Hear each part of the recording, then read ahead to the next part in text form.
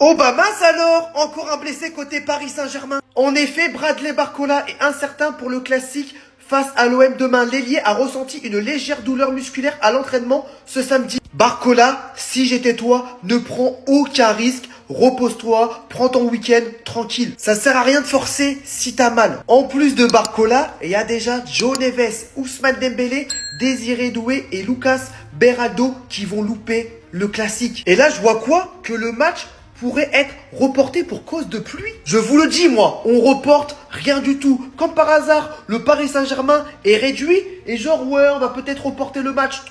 On reporte rien du tout. Le match se joue demain soir. Point barre. Si on doit gagner contre le PSG, c'est demain. Alors oui, bien évidemment, ça va être un match compliqué. Malgré les absents côté Paris Saint-Germain, on le sait, le PSG pratique l'un des meilleurs footballs du monde actuellement.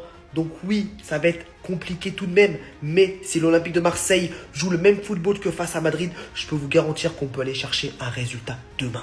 Les frérots, Barcola est forfait pour le classique de ce soir. Voilà, pas de déplacement à Marseille pour lui. On sait que c'est une gêne musculaire, du coup, voilà, pas de risque. Pour João Neves, pareil, il y a une petite gêne, pas de risque aussi. Voilà, en tout cas, on a le 11 pour ce soir. Je pense qu'il n'y aura pas de surprise, à part pour Marquinhos et Zabarni. On sait que Warren Zaïre-Emery va prendre la place de João Neves et peut-être qu'Anguingli va prendre la place de Bradley Barcola sur le front de l'attaque. Pour moi, ça va être ça, Mayulu en faux neuf, Kvaratskhelia. Et comme je vous ai dit, entre Marquis et Zabarni, peut-être Zabarni, on va le mettre dans le bain d'un grand match de France. Ça ne m'étonnerait pas qu'il soit titulaire ce soir. Mais voilà les gars, il faut gagner ce soir. Il faut gagner, match important. On sait que Marseille a déjà 2 défaites. S'ils rajoutent une 3e défaite, voilà, ils sont déjà en difficulté dès le début de saison. Et du coup, voilà, franchement, moi je vois une victoire du Paris Saint-Germain. Malgré toutes ces absences-là, je vois une victoire du Paris Saint-Germain. Et je vous vois encore invaincu, avec une équipe remaniée, avec des blessés. Le Paris Saint-Germain est toujours aussi fort et je pense que ce soir, on va vraiment se régaler. C'est maintenant ou jamais les gars, ne reportez surtout pas le match. Quoi qu'il en soit, orage, tonnerre, pluie, torrent. L'équipe, le groupe du Paris Saint-Germain viennent de sortir. Plusieurs absents importants sont à noter. L'absence officielle annoncée de Bradley Barcola, ainsi que Désiré Doué, Ousmane Dembélé et enfin João Neves. Les gars, tout le monde est contre nous. Toute la France est contre nous. Seuls nous, Marseillais, sommes pour l'Olympique de Marseille. On va voir ici les compositions probables par l'équipe. À noter de notre côté, l'absence de Geoffrey Kondogbia, le retour de Naïef Aguerd en défense centrale. Est-ce que Balerdi va jouer? Est-ce que Medina va être sur le banc? Nous aurons la réponse 1 heure avant le coup d'envoi. En tout cas, c'est maintenant ou jamais. Il faut le faire. Et je pense que on est capable. Quand je vois ce groupe, je me dis juste une chose. On va le faire. J'y crois dur comme fer.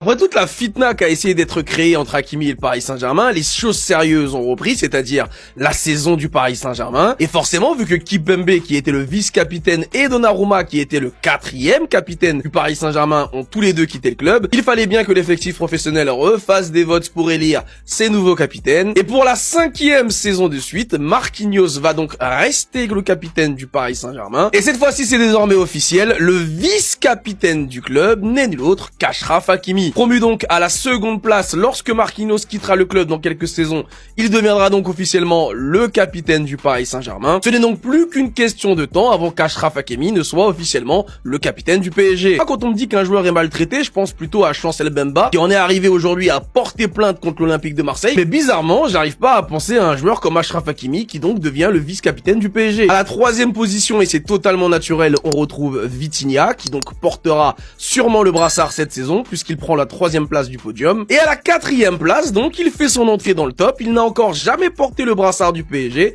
mais on retrouve Ousmane Dembélé, qui a été plébiscité par ses partenaires pour devenir le 3e vice-capitaine du club. Concernant les pénaltys, puisque c'était également une question, vous le savez, Bradley Barcola a raté son pénalty face à l'Atalanta Bergame. Dembélé a raté le sien également face à Angers, avant d'en mettre 2 face à Toulouse. Vitinha reste également sur 2 échecs dans l'exercice. Pour le moment et pour Luis Enrique, il n'y aura pas de tireur de pénalty à attitré. En fonction du match et de l'adversaire, ce sera encore une fois lui qui désignera qui sera le tireur, à moins que l'un des joueurs qui tire les pénaltys finisse par tellement en mettre qu'il s'imposera comme le tireur attitré. Demain soir, c'est le classique au MPSG qui se joue au Vélodrome. Est-ce que le nouvel effectif marseillais impressionne le PSG 2026, version champion de France, champion d'Europe, vainqueur de la Coupe de France, vainqueur du Trophée des Champions et vainqueur de la Super Coupe d'Europe?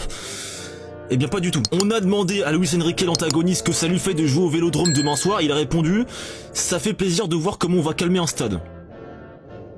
Quelle insolence. Les Marseillais, je veux pas engrainer, mais là ils vous chient clairement dessus, il y a aucune forme de respect. Il a aussi déclaré: pour préparer ce genre de match, il n'y a pas besoin de beaucoup de jours, un seul jour suffit. Je me serais battu. Il s'est aussi mis à chanter en pleine conférence de presse, c'est pour dire à quel point ce match-là, il en a absolument rien à foutre.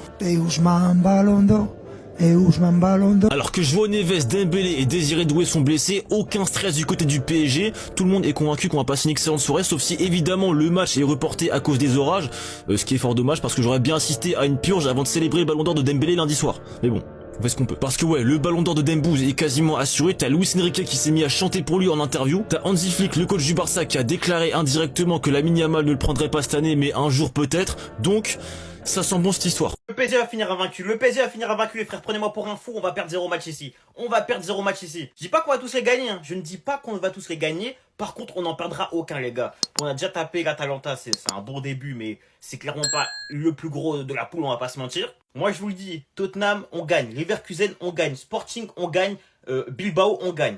Et les 4 on les gagne, enfin les 5 que j'ai dit on les gagne, c'est sûr et certain. Attention à la surprise pour Newcastle, malgré tout les gars, vous le savez. On a une vengeance à prendre, on va les botter bien comme il faut les gars. Maintenant, les plus dangereux en réalité, c'est le Bayern et le Barça les gars. Le Bayern, on est chez nous, j'avoue que chez eux, j'avoue j'aurais pas été trop serein, mais chez nous, on fait au moins le nul, voire on les cogne les gars. Voire on les cogne. Mais peut-être le nul, tu vois, c'est déjà bien le nul. On va pas se mentir, le nul c'est déjà bien. C'est un gros Bayern qui est bien rodé, c'est pour moi l'une des 3 meilleures équipes d'Europe actuellement. Je suis pas sûr qu'on puisse vraiment bien les taper comme il faut, enfin, à voir qui sera de retour ou non, enfin, à voir si on a des blessures surtout. Mais, pour moi, c'est minimum un nul. Waouh, c'est minimum un nul. Pour le Barça, les gars, moi, je vous le dis, en fait, ce match, on ne va pas le perdre. En fait, je pense que c'est le match sur lequel je suis le plus serein, carrément. Je dis pas forcément qu'on va le gagner encore une fois, mais on ne va pas le perdre, les gars. Parce qu'en fait, chez eux, on est chez nous. C'est ça que les gens ne comprennent pas. Chez eux, on est chez nous, t'as capté? Je sais déjà qu'on sera chez eux, on va attendre que nos supporters, les gars. Alors oui, c'est une bonne équipe le Barça et tout, hein, je dis pas l'inverse, pareil, c'est une des top 3 équipes Europe actuellement. Mais en fait, même je pense que mentalement, on a un ascendant mental sur eux, t'as capté? Parce que les gars, moi je vous le dis, c'est un match qui va être pas facile évidemment. Il va être serré, peut-être ouvert, peut-être fermé, qui sait. Mais dans tous les cas, ce match, au moins il y a nul, mais il y a même plus de choses qu'on gagne plutôt qu'il y ait nul. Tu vois ce que je veux dire? Pour moi les gars, on va finir invaincu ici. On va peut-être pas prendre tous les 3 points, mais on perd pas de match.